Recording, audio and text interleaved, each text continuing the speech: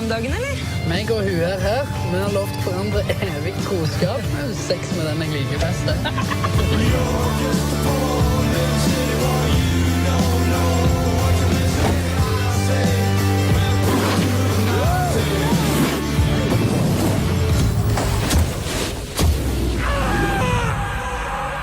Du, så ligger det hus nede her!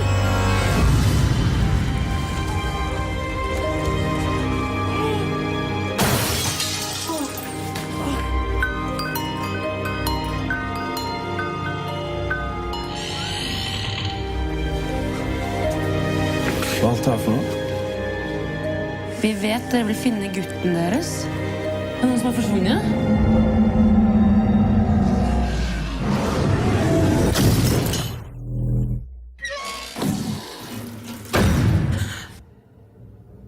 Hallo?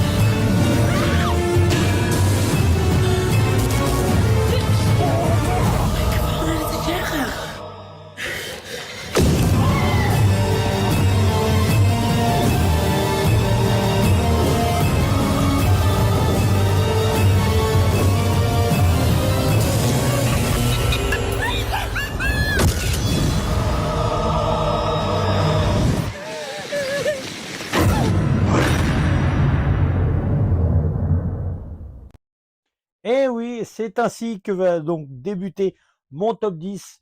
Et quoi de mieux que de parler de la 10e position avec un film qui, à l'époque, m'avait beaucoup surpris, surtout venant du Grand Nord, à savoir Cold Prey. Une véritable surprise, j'insiste sur ce mot parce que voilà, déjà ce décor naturel au niveau vraiment montagnard, la glace, le grand froid, le côté vraiment chalet, c'est quelque chose qui voilà, est plutôt agréable, donne une autre ambiance même différente que ce qu'on a l'habitude de voir dans les voilà, en pleine ville, voire en pleine campagne, en pleine forêt. C'est vraiment un lieu idéal et ça a été vraiment très bien fait puisqu'on est vraiment déjà avec peu d'acteurs. On a bien entendu ce chalet assez volumineux qui propose des endroits assez reclus et qui dit reclus dit un personnage et même un passif assez compliqué. Les personnages le découvriront et seront amenés à découvrir des choses encore bien plus glaciales que ça et seront hélas passés à trépas. Et on a notamment une actrice qui interprète à merveille la Final Girl. Une Final Girl voilà, qui n'est pas celle qu'on a vraiment, du moins qu'on avait dans les années 80, celle qui pleure « Ah, au secours, au secours !» Non, c'est vraiment une Final Girl qui vraiment n'a pas peur, tout simplement. Certes, voilà, au départ, dans les événements, bien entendu, ça me paraît normal qu'elle réagit de façon apeurée.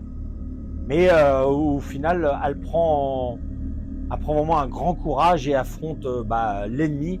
D'ailleurs, un ennemi qui, je trouve, a plutôt un très bon design. Du moins, le costume, voilà, qu'il a, il n'y a rien d'excessif.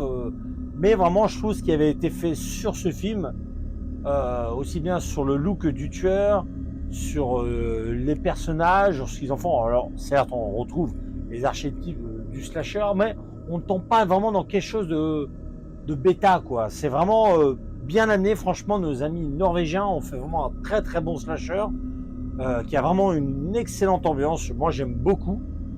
Qui, d'une certaine façon, me rappelait un peu Ghost Keeper, voire même Shredder, qui est un film voilà, des années fin 90. Mais là, on a quelque chose d'un degré beaucoup plus haut. Mais franchement, c'est vraiment un film que je vous invite à découvrir si vous ne l'avez pas encore fait. Sachez également qu'il existe un deuxième opus qui est mon préféré, ainsi qu'un troisième opus. Enfin, qui est mon préféré, voilà. Ça dépend. Là, aujourd'hui, c'est Coldplay 1, et demain, ça peut être Coldplay 2. C'est sur cette trilogie, ça change pas mal, bien que le 3... bref. Passons au 9e film de mon top 10. RoboSanta Plus for the upcoming holiday season. What are you gonna do this fine Christmas Eve? I was potentially gonna go meet up with a dude. I've blown him off twice already, so. Come on, get a drink with your old pal Robbie. What's up with you two? Just grabbing a drink. I talk her out of some Tinder trash. You didn't talk me out of anything. Sick Christmas! Bah humbug. Ho, ho, ho! Merry Christmas! New animatronic state-of-the-art Santa Claus, featured at our own TW Bunkers, is now the subject of an international recall.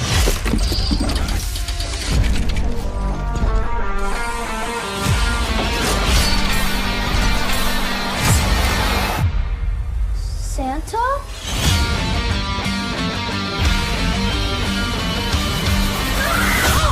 What? This guy killed the kid next door!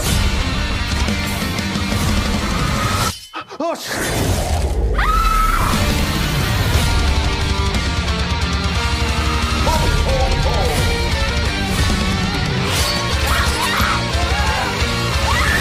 You hear that? Or what?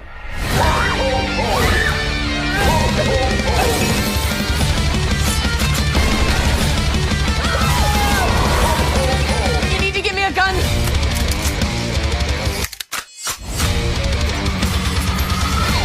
what is that? It's him. Oh, Santa Claus? Yeah, it's fucking Santa Claus. Claus!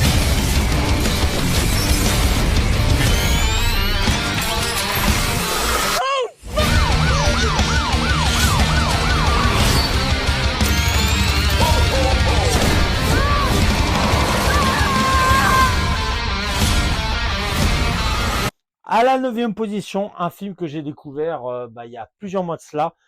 Et ce fut une très très bonne surprise. Encore une fois, hein, vous allez me dire, mais il n'emploie toujours ce thème. Oui, parce qu'il y a eu tellement de films qui tournaient autour du thème de Noël.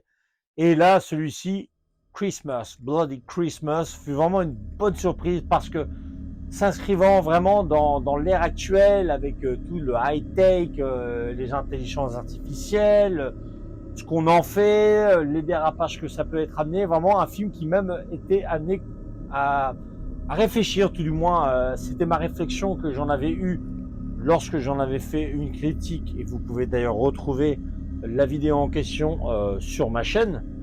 Et vraiment, c'était vraiment un film qui... même au-delà de ça, avait même des références aussi à d'autres films.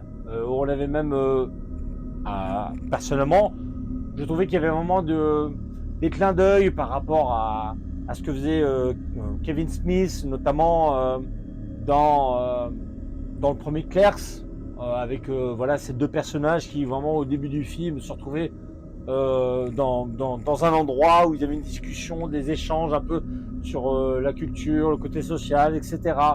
Vraiment, il y avait des choses fort intéressantes. Et puis, il y avait aussi ce côté du coup moderne, comme je disais, par rapport à l'intelligence artificielle, son utilisation, jusqu'où ça peut être utilisé dans le côté positif et la face négative que ça peut avoir. Bref. Et du coup, ce petit côté un peu SF était un moment à aller même bifurquer sur Terminator. Et je l'avais d'ailleurs évoqué dans la vidéo. Et vraiment, le dernier acte du film était encore vraiment plus amené à ce qu'on pense à ce premier Terminator. Premier Terminator qui d'ailleurs est toujours mon préféré, bien que le 2 le surplace sur un niveau technique vraiment au-delà, mais le premier film était vraiment assez sombre. Et du coup, vraiment, ce film-là, Bloody Christmas, vraiment est un mix entre le slasher avec voilà la période de Noël, avec vraiment des réflexions à voir, et puis bien entendu sur ce côté Terminator. J'insiste bien, voilà, pour les personnes qui auront vu le film ou qui verront par la suite, que ce soit grâce à mes vidéos ou voire même à quelqu'un d'autre, hein. L'important c'est de découvrir le film qui est toujours inédit en France. Donc s'il vous plaît, s'il y a un éditeur, sortez-le, vraiment, il a le mérite d'exister vraiment en support physique, ce film-là, sincèrement. Ou sinon, il faudra que vous allez voir du côté import, puisque aux États-Unis, le Blu-ray existe avec sous-titres français. Donc voilà, à défaut. En tout cas, c'est vraiment un film que je vous recommande. Il y a eu une pléthore de films sur l'esprit et la période de Noël avec des tueurs habillés en Père Noël. Mais celui-ci vraiment mérite plus que le coup d'œil. Sincèrement, je vous le recommande. Passons à la 8e position.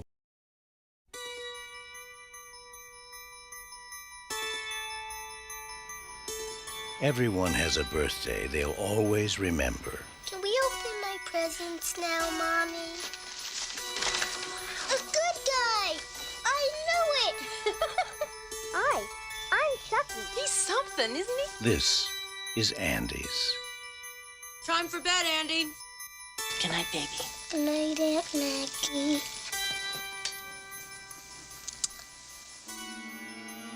Good night, Chucky.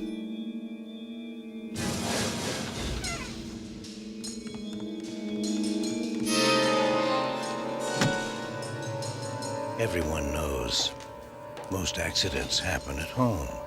How did that happen? This is no accident. Andy! I'm Detective Mike Norris, homicide. Andy! Miss Peterson's dead, Miss Barkley. She fell from the kitchen window. Someone's moved in with the Barkley family, and so has terror. Mommy, I know who was on the counter. Andy! Who, Andy? Chucky. Nobody believes you about Chucky. He came alive in my hand. Oh, for God's sake. Why won't you believe me? Because I'm sane, Mrs. Barkley. Sane and rational. No one believes the truth.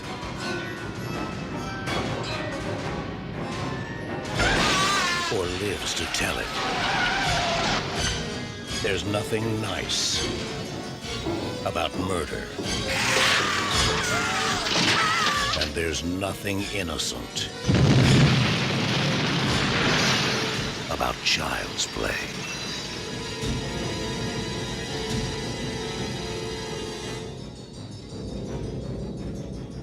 Et oui, du coup, ce 8e film que j'ai dans mon top 10 n'est autre que Child's Play, autrement dit en français, jeu d'enfant, avec l'apparition pour la toute première fois de notre sœur Chucky, a.k.a. Charlie Ray. Et c'est vraiment voilà ce petit côté enfantin, un petit côté fantastique, mélange avec le slasher qui me plaît. Et puis même le choix de Brad Dourif, déjà en tant qu'acteur, déjà quand vous voyez un certain nombre de films qu'il a fait, notamment dans Vol de Sinani de Coucou. Mais bon, ce n'est pas le sujet de ce top 8, avec ce 8e film que dans mon top 10. C'est vraiment le choix idéal qu'il y avait pour ce film de prendre Brad Dourif au niveau de la voix de Chucky. Vraiment, il a fait un excellent travail. Il a vraiment donné une vie à Chucky. Et au-delà de ça, vraiment, c'était même toutes les personnes qui ont travaillé tout autour de la création de cette poupée. Plusieurs variantes de la poupée existaient. Et franchement, ils avaient fait un travail extraordinaire. J'en avais d'ailleurs parlé dans une de mes vidéos sur le premier Chucky, du coup. Donc, si vous voulez, vous pouvez y jeter un œil. Et vraiment, même le choix des acteurs. Vraiment, on est dans même la ville même, vous voyez, en fait, ça me faisait penser par certains moments un petit peu à ces films des années 80 de William Lustig, dans le côté New York, malfamé, un peu sombre, dangereux. Alors, c'est vraiment là dans les parties où vraiment les acteurs rentrent dans la ville pour retrouver le passif de Chucky, hein, Charles E. Gray, que j'ai vraiment eu cette sensation-là. Mais vraiment, c'est d'abord mon préféré sur la saga Chucky, quoi qu'il en soit, malgré que j'aime énormément le deuxième opus. Mais ce premier Child's Play, vraiment, c'est vraiment un film que j'aime beaucoup, qui a marqué son temps et est toujours aussi excellent au jour d'aujourd'hui. Je ne peux que le vous recommander, sincèrement. Il y a vraiment des scènes qui sont mémorables, comme lorsque la maman d'Andy découvre pour la première fois que son fils ne lui mentait pas. Vous avez la scène entre le policier et Chucky dans la voiture. Vous avez notamment le final. Vraiment, voilà. Et puis en même temps, il y avait ce petit côté-là dans celui que j'aime bien, critique vraiment sur les industries des jeux, des jouets, etc. Qui d'ailleurs ne leur plaisèrent pas trop lorsque le film sorta.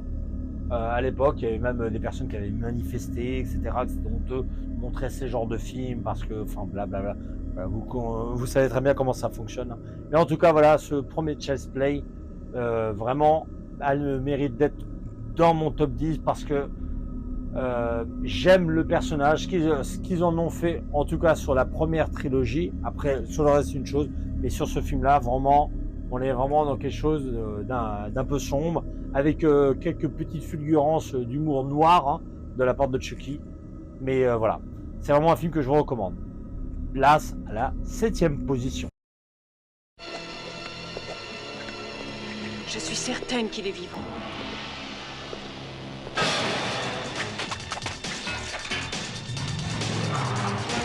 Mais parce qu'on ne peut pas tuer un mort. Si Teresa Mallory est morte, c'est qu'elle avait découvert la vérité. Si je ne l'avais pas tué, il m'aurait descendu.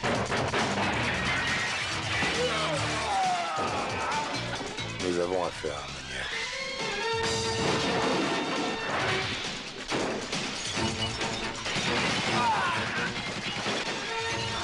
Non.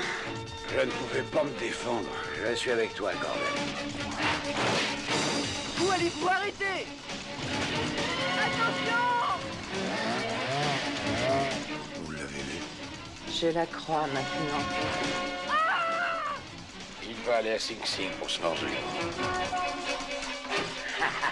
Tu n'oseras pas, tu as besoin de moi. C'est maintenant qu'ils sont morts que vous les croyez. Je savais que tu viendrais me libérer.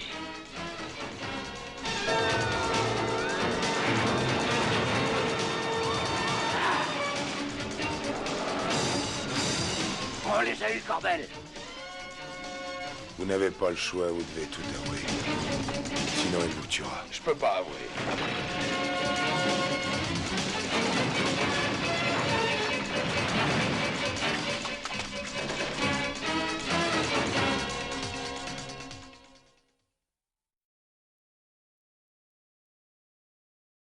Septième position, avec un film, je l'ai un peu cité indirectement, ne serait-ce que par son réalisateur. C'était comme un petit peu du teasing d'un film de William Lustig, à savoir Maniac Cop 2. Oui, le deuxième épisode. J'aime énormément le premier épisode, sincèrement. Mais ma préférence va pour ce second épisode qui est encore plus punchy. Qui d'ailleurs, pour moi, la scène référence de ce film, c'est la scène du commissariat qui vraiment met une claque à celle du premier Terminator, bien qu'elle soit plus courte, mais vraiment, elle a un enchaînement vraiment bien plus brutal. Cela n'engage que moi, hein, bien entendu. Mais vraiment, j'aime beaucoup ce film. Ce second épisode, vraiment, à ma préférence. Malgré que, au début du film, on a vraiment des personnages importants qui disparaissent, hein, remplacés par d'autres. Mais Cordell, vraiment, a un physique et même... c'est vrai que le maquillage est un peu compliqué. Celui du premier n'était déjà pas top non plus, hein. Il cherchait déjà pas mal comment lui donner un aspect bien à lui. Bon là, dans le second opus, il a vraiment un faciès vraiment proche un peu du mort-vivant, hein. Et j'aime cette fusion qu'il a, le personnage Cordell, avec un autre personnage du film qui voilà, donne un côté encore beaucoup plus macabre à ce second film. Encore une fois, ça engage que moi, mais c'est vraiment un épisode que j'aime énormément, même dans son final. Vraiment, il a tout ce qu'il faut dans ce film, vraiment tout. C'est un épisode que je ne peux que recommander. Alors, bien entendu, dans l'idée, vaut mieux voir le premier opus, mais dans ce second film, vraiment, Cordell est encore beaucoup plus impressionnant, beaucoup plus sauvage, beaucoup plus ténébreux et encore même plus violent qu'il ne l'était déjà dans le premier opus. Donc voilà, donnez une chance du coup à ce second épisode avec notre cher Cordell, ancien flic. Place à la 6e place.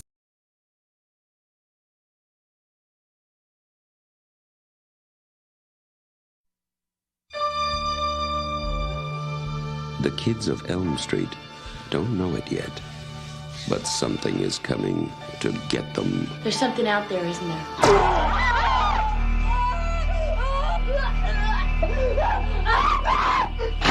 You could just see cuts happening. What did that, Lieutenant? I don't know. Tina! What's the coroner got to say? He's in the jar and puking since he saw it. They're gonna kill me for sure. Did you do it? There was somebody else there. He was locked in a room with a girl who went in alive and came out in a rubber bag. No one knows where it came from or who it will visit next. Nancy? There's something wrong with you. You're imagining things. Nightmare on Elm Street. Do you believe in the boogeyman? No. Whatever you do, don't fall asleep.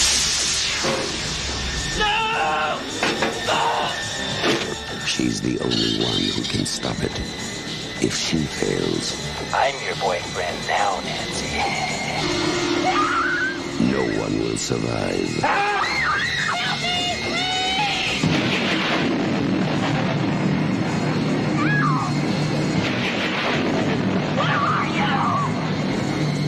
From Wes Craven, director of The Hills Have Eyes and Last House on the Left, a new masterpiece in fantasy terror, Nightmare on Elm Street.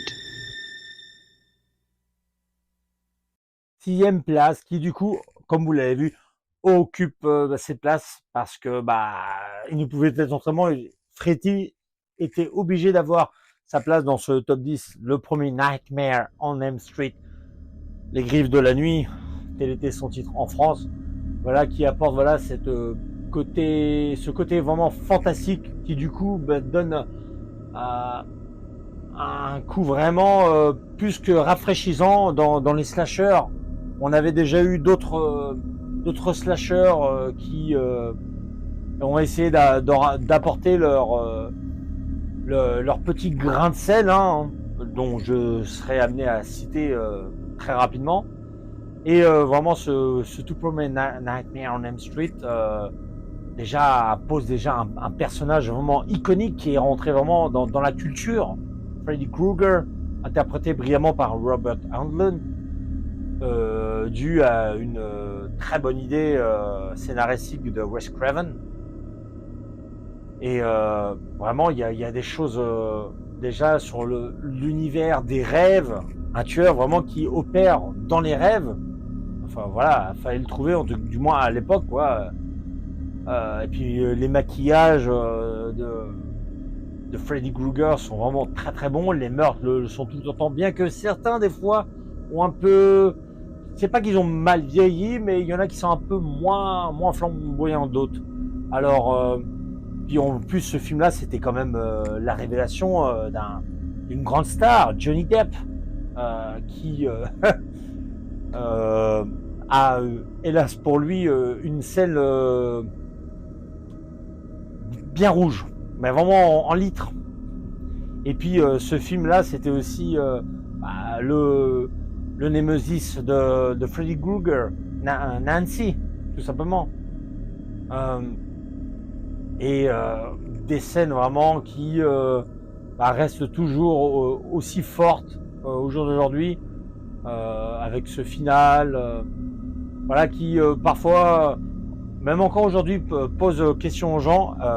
Était-ce encore un rêve? Était-ce encore dans le domaine de la réalité?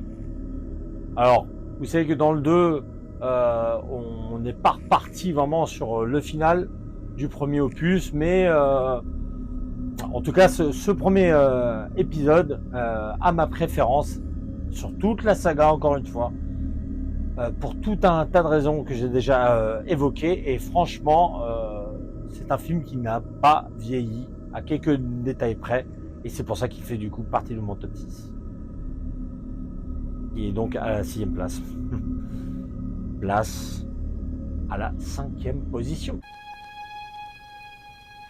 Dear Mom and Dad, I've been at a sleepaway camp for almost 3 weeks, and I'm getting very scared. Welcome to Sleepaway Camp. Someone is watching you. Someone wants to scare you to death. Oh my God! Sleepaway Camp. You won't be coming home.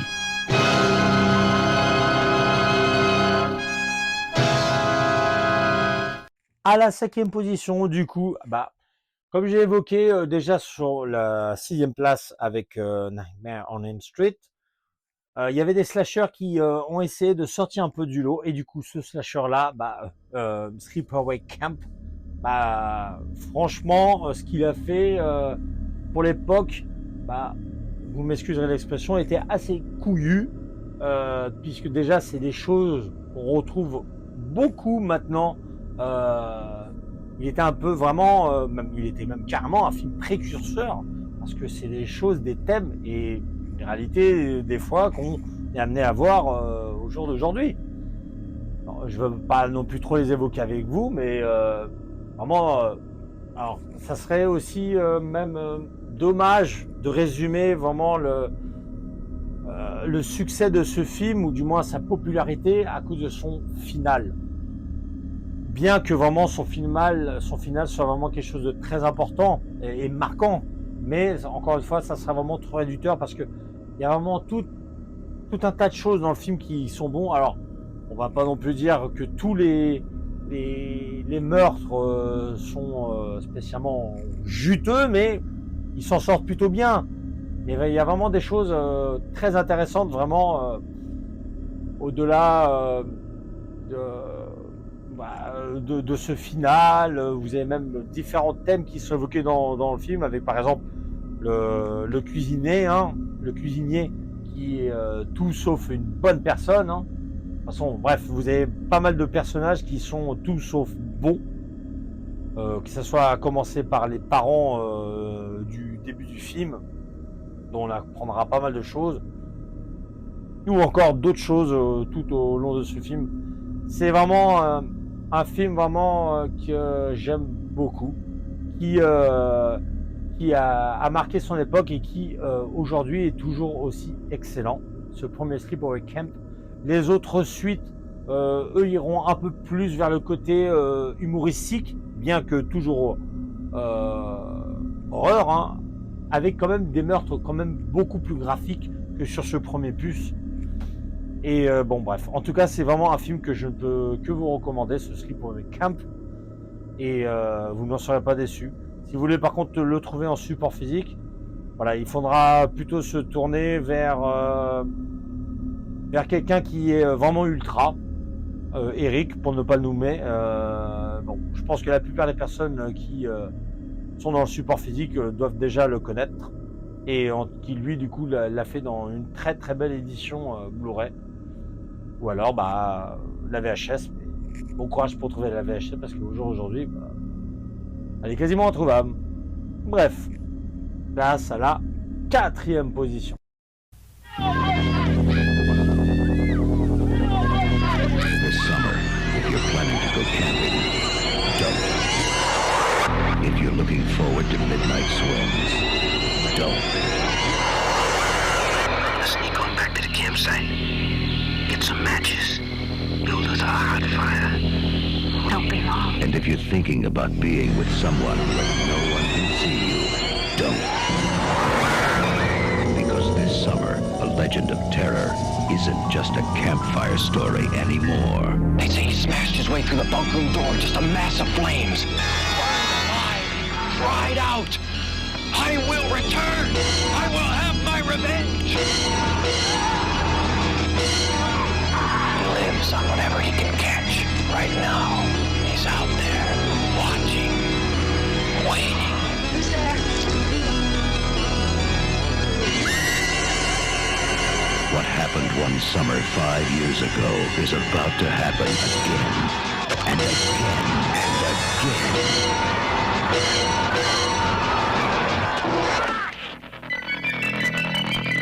The Burning.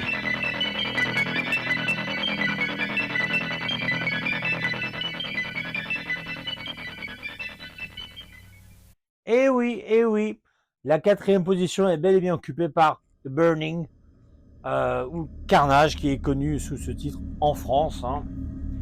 Donc, ce film fait partie déjà de l'une, voire même la meilleure année dans la terme de création de slasher, The Burning, hein, comme je disais, réalisé par Tony Melam, dont les meurtres ont été créés par le grand Tom Savini. Tom Savini est sur l'équipe parce qu'on met tout le temps en avant Tom Savini. C'est clair qu'il a un talent phénoménal, hein, ça on peut pas le dénaturer. Mais par contre, il y a une chose c'est clair, c'est qu'il y a quand même d'autres personnes qui travaillent autour de lui et c'est bien aussi de les mettre en avant. Alors, en tout cas, voilà, ce film vraiment, je l'aime beaucoup. Il est vraiment dans ce style de film qui se passe en termes de camp d'été avec des jeunes. Voilà, on a aussi quand même ces petites scènes comme on est habitué dans les slashers, les scènes coquines. Voilà, on a aussi ces petits personnages un peu caricaturaux, voilà, qui sont un peu dans l'humour, le côté même bêta tout simplement. Et puis on a aussi les meurtres, et les meurtres notamment par un personnage qui, voilà, je dirais pas qu'il c'est une icône, mais il a quand même une importance. Propsy, déjà par la façon dont il est amené à devenir ce qu'il est dans le film.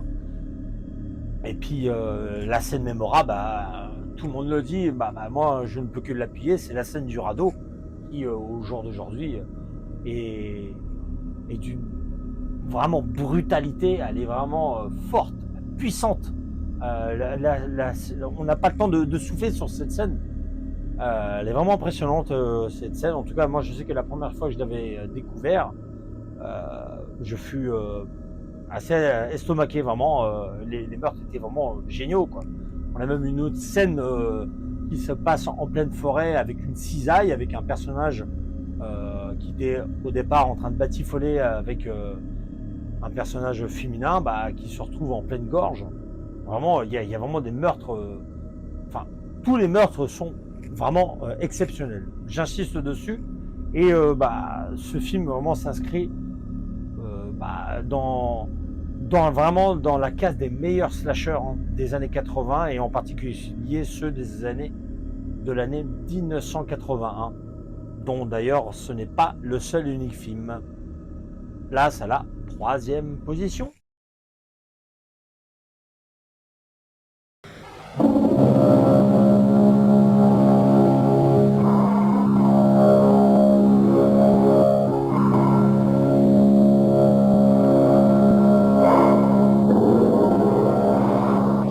époque, sachez-le, que cette époque de l'année. Et il veut nous raconter son histoire combien de fois? Oh, laisse-le faire. J'adore les contes de fées. Il ne s'agit pas, hélas, d'un conte de fées. Et si cette histoire te fait rire, c'est que t'es folle. Notre premier bal de la Saint-Valentin depuis 20 ans, ça vaut bien un effort particulier.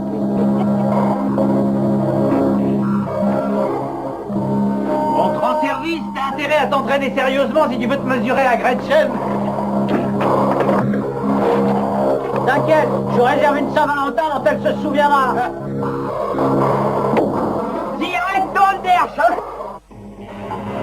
Dans cette petite ville, le jour de la Saint-Valentin, tous les cœurs saignent. Les roses sont rouges, les violettes sont bleues. Une de morte, c'est ton tour. Oh non, nous n'allons pas revoir ça. Oh non! Ces horreurs ne vont pas se produire à nouveau. Il se passe des choses étranges dans cette ville. Il semble bien qu'Harry Warden soit de retour en vie. Ça s'est passé une fois. Ça s'est passé 2 fois. Meurtre à la Saint-Valentin. À la 3e position, encore un autre film de cette très belle année 1981, à savoir My Bloody Valentine. Voilà, le film original qui est vraiment un excellent slasher, vraiment. Je suis pas le seul à le penser. Voilà, déjà j'aime bien le fait qu'il soit orienté vraiment dans un monde plus adulte que les autres films. Là, on n'est vraiment pas sur un film avec voilà, des personnages supposés être adolescents. On est vraiment auprès de personnages déjà qui sont vraiment plus matures, entre guillemets, hein, mais vraiment on est face vraiment à des personnages adultes, tout simplement. Et on a vraiment un lieu aussi qui est très bien utilisé au niveau de la mine, vraiment nous offrant déjà des décors naturels vraiment qui nous mettent dans l'ambiance, avec un personnage, le célèbre Harry Warden, avec un passif vraiment très particulier, hein, et qui nous permettra de découvrir les fonds des tunnels, notamment une scène où on le découvrait la toute première fois, en train de batifoler avec une dame. Alors en France, malheureusement, cette scène-là, on ne peut pas la voir en entier, puisque faut savoir que le film a aussi subi les dommages de la célèbre MPAA, et beaucoup de scènes furent censurées. Fort heureusement, les fameuses scènes ne furent pas jetées dans les poubelles et brûlées, comme ça arrivait sur beaucoup de slashers, notamment les Friday the 13th, et je ne sais encore que d'autres, et furent réintégrées dans divers montages qui sont sortis soit aux États-Unis, voire même en France, chez quelqu'un qui, comme je dis souvent, est ultra. Voilà. Donc vraiment, les meurtres, une fois remis dans leur contexte, sont vraiment bruts de décoffrage. Déjà, la première scène avec la fille, quand on l'a vraiment dans son intégrité, ouf! Je pense que s'il y a une dame, une demoiselle qui regarde la fameuse scène, ça doit faire mal, quoi. Du moins, la personne qui se l'imagine. Mais vraiment, il y a vraiment une excellente ambiance sur ce film. Et puis, comme je disais, vraiment, en termes de personnages, c'est agréable de voir le slasher, via ce film, ne pas réduire les gens à toujours ce côté vraiment drogue, alcool, bêta, etc. Enfin, pour dire voilà qu'ils s'amusent pas pendant le film, mais on est sur un degré quand même un peu plus au-dessus que les autres slashers. Pour moi, c'est bien pour ça que ce film-là occupe la 3e place. Tout simplement. Place à la 2e place.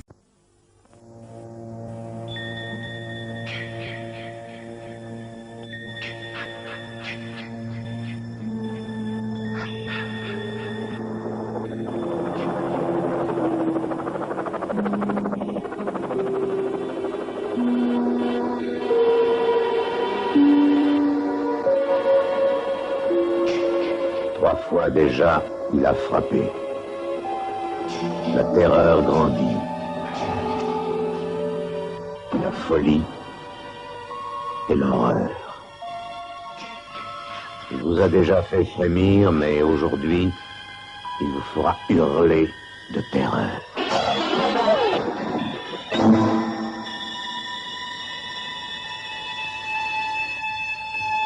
Jason est de retour. Il rôde, comme une ombre, dans la nuit et le silence. Sarah, tu as changé d'avis? Il ne dit pas un mot. Il ne semble même pas respirer. Je vois pas, dis-moi où tu l'as rangé. Au hasard, sans pitié, il tue et tue encore. Et désormais, le règne de Jason est terminé.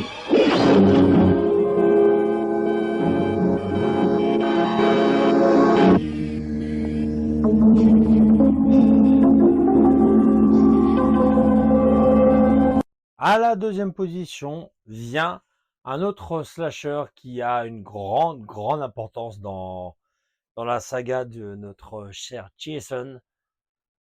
Le quatrième opus, Friday the 13th Final Chapter, connu en France sous le titre Vendredi 13, chapitre final. Le quatrième opus qui était censé être l'opus concluant la saga et qui pour des raisons financières ne le fut pas. Au final, on pourra dire dommage ou tant mieux.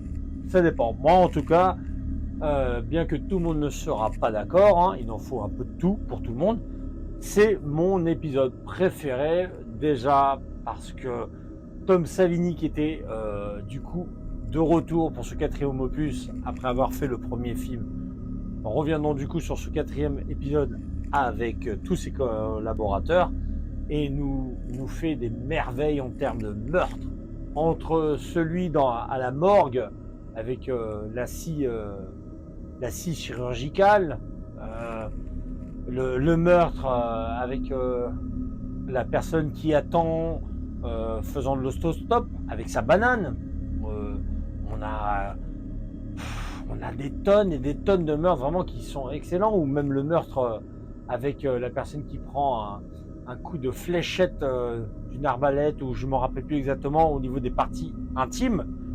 Alors certes, il y a des scènes, même majoritairement, on ne les voit pas dans leur intégralité du fait d'avoir eu une censure excessive, comme bien souvent par la MPAA, mais franchement, ces scènes-là, on peut les retrouver. Heureusement, quand même, elles n'avaient pas été détruites, mais n'ont jamais fait office d'un director's cut. Et c'est bien dommage. Quoi qu'il en soit, hormis tous ces meurtres, on a également ici un Jason qui est vraiment plus fort que d'habitude, qui dans cet épisode vraiment est au pas de course, vraiment. Il suffit de voir son meurtre, enfin pas vraiment son meurtre, même pas du tout, la scène de poursuite avec Trish, la sœur de Tommy Jarvis. Vraiment, il a vraiment un aspect menaçant, encore plus que sur les précédents épisodes, pour moi en tout cas, et ça c'est vraiment dû à l'interprétation de l'acteur cascadeur qui de base était la doublure sur quasiment, j'ai dit bien quasiment tous les films de John Wayne, et franchement il excelle dans son interprétation.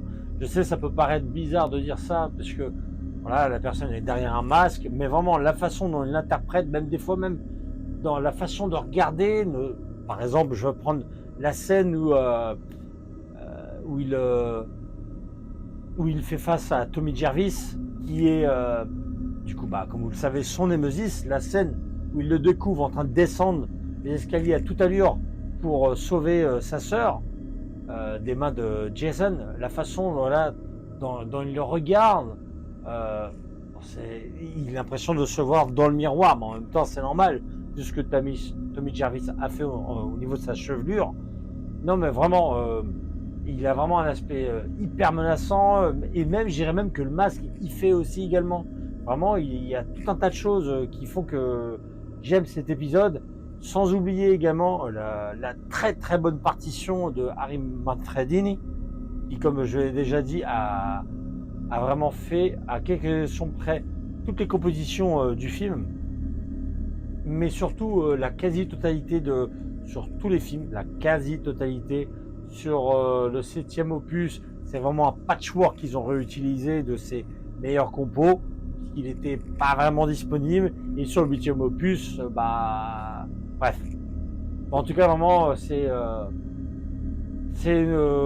vraiment la meilleure compo qu'il a fait sur toute la saga. Et puis on a aussi, mine de rien, Joseph Zito, qui d'ailleurs avait fait le slasher juste avant ça, de Prowler, qui est connu en France sur le titre de Rosemary's Killer.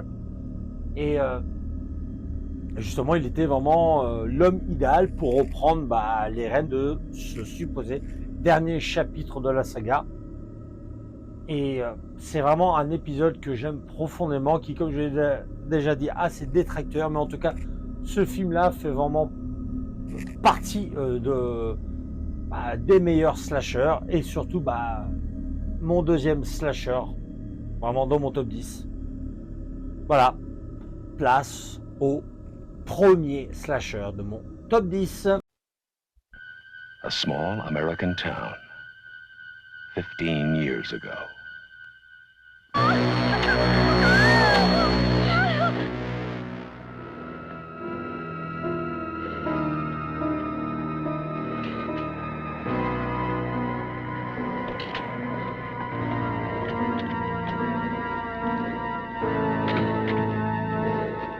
Michael?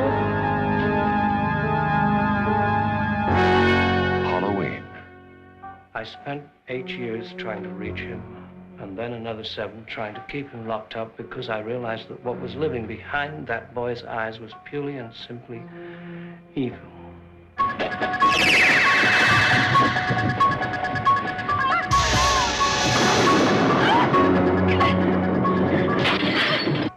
I think he'll come back. Exploring uncharted territory. And totally charted. Just talk. Sure. The only reason she babysits is to have Halloween.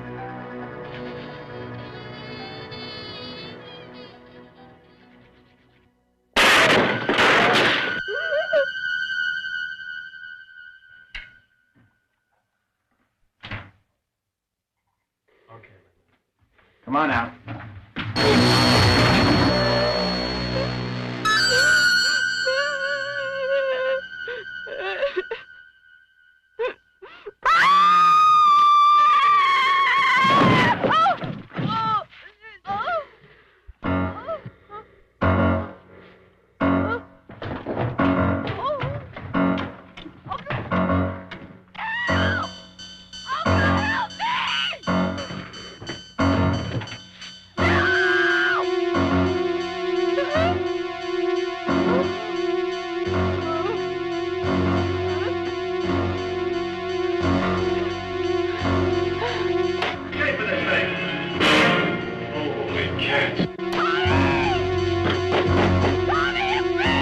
Halloween. The night he came home.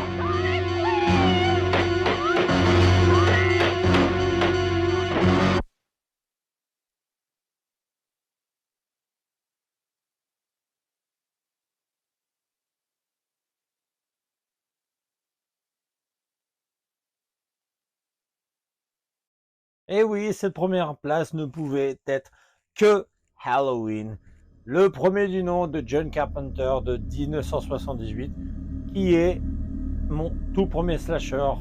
J'étais vraiment gamin quand je l'ai vu, je aux alentours des 5-6 ans, quelque chose comme ça. Et pour moi, ce fut un choc, pas dans le sens traumatisant, bien entendu, mais vraiment un très bon film qui, bien que ne possédant pas une pléthore de scènes vraiment bourrées d'hémoglobine, au contraire, c'était vraiment plat à ce niveau-là, mais au final, ce n'était pas d'un problème. Déjà, la réalisation de John Carpenter inspirait vraiment des plus grands de ses maîtres comme Howard Hawks ou Sam Peckinpah, voire même éventuellement Walter Hill, bien qu'ils n'ont pas une grande différence d'âge, hein. Mais vraiment, il a vraiment une très belle réalisation, vraiment de très beaux plans. Par exemple, lors de la scène où Laurie Strode se retourne à plusieurs reprises, où Michael Myers se cache derrière un buisson. Enfin bref, il y a plein de petites choses comme ça qui sont vraiment bien faites selon moi. Ou même la scène où le docteur Loomis découvre la voiture qui avait été volée lorsque Michael Myers s'était échappé de l'asile et qu'il retrouve le véhicule, je crois que c'est dans un champ ou quelque chose comme ça, et malgré qu'il est au téléphone, un peu plus loin, on découvre avec vraiment la caméra qui se rapproche et on découvre vraiment le cadavre. Et du coup, la tenue de pompiste qu'il a récupérée sur ce pauvre malheureux.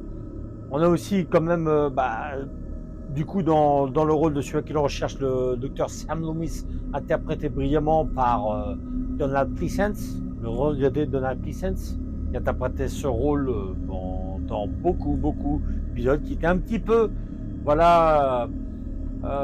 l'aide à Michael Myers, mais également un petit côté aussi Nemesis. Voilà. Mais vraiment, surtout, c'était aussi la naissance et même la reconnaissance d'une actrice, à savoir Jamie Lee Curtis, sa maman, qui était déjà une première Scream Queen dans le premier Psycho d'Alfred Hitchcock, le grand Alfred Hitchcock. Jamie Lee Curtis qui, comme son famille l'indique, est la fille de Tony Curtis, le grand Tony Curtis, et que du coup ce personnage de Laurie Strode qui par la suite aura un passif en rapport avec Myers, passif dont Carpenter ne fut pas spécialement enchanté vraiment d'inclure, puisque déjà à l'époque quand il avait fait le premier Halloween, c'était pas dans l'idée d'en faire une longue saga, enfin bref, après le résultat du box-office, etc. Mais en tout cas, vraiment, il y a énormément de choses qui plaisent dans ce film, comme le thème de Michael Myers, le thème musical qui a été fait par John Carpenter, un thème vraiment brillant. Vraiment, c'est vraiment des notes qui, on les entend, on sait très bien, ça fait référence automatiquement à Halloween. Et puis voilà, il y a des scènes vraiment qui sont vraiment devenues cultes, importantes dans cette saga, ne serait-ce que par rapport à ce final avec Laurie Strode qui demande à Sam Loomis si c'était bien le Boogeyman, et lui à ce moment le révèle, et puis ce dernier plan avec le regard de Sam Loomis en train de le regarder au bas de la cour, et le corps disparu, et puis on entend la respiration de Michael Myers sous son masque, avec ce côté vraiment angoissant, plus la musique qui va avec. Ah non, vraiment, c'est brillant. C'est vraiment brillant. Ce film-là n'a pas vieilli. Et c'est pourquoi il occupe la première marche du podium depuis X années. Et je doute qu'un jour, un film puisse le détrôner. Comme quoi, il y a des fois, il n'y a pas besoin d'avoir une tonne d'hémoglobine. Il suffit déjà d'avoir une bonne réalisation, de bons personnages, de bonnes scènes en termes musicaux. Tout ça bien agencé ensemble font que ce film est toujours aussi populaire et toujours aussi culte à mes yeux. Voilà, c'est ainsi que se termine ce top 10 qui, j'espère, vous aura plu, hein. Après vous serez peut-être pas d'accord forcément avec mon top 10, mais voilà, c'est fait aussi pour échanger et à ma foi voir également vous quel est votre top 10 à vous me le direz éventuellement dans les commentaires. Donc, comme d'habitude, n'oubliez pas le petit pouce. Et puis sinon, moi je vous dis du coup à une prochaine vidéo, peut-être un top des films que j'ai le moins bien dans le niveau slasher. Sait-on jamais, je verrai bien. Ciao ciao.